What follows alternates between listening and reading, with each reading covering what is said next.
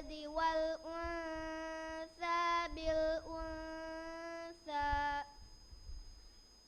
فمن عفي له من أخيه شيء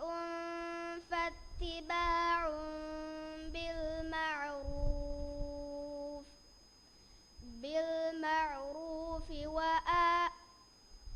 بالمعروف وأداء إليه بإحسان ذلك تخفيف من ربكم ورحمة فمن اعتدى بعد ذلك فله عذاب أليم ولكم في القصاص حياة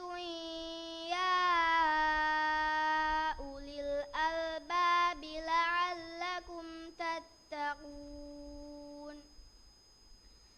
كتب عليكم إذا حضر أحدكم الموت إن ترك خيرا الوصية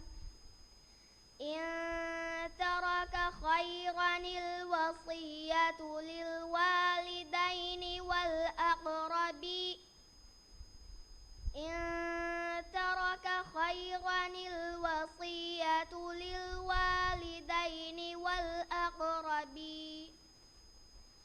والأقربين بالمعروف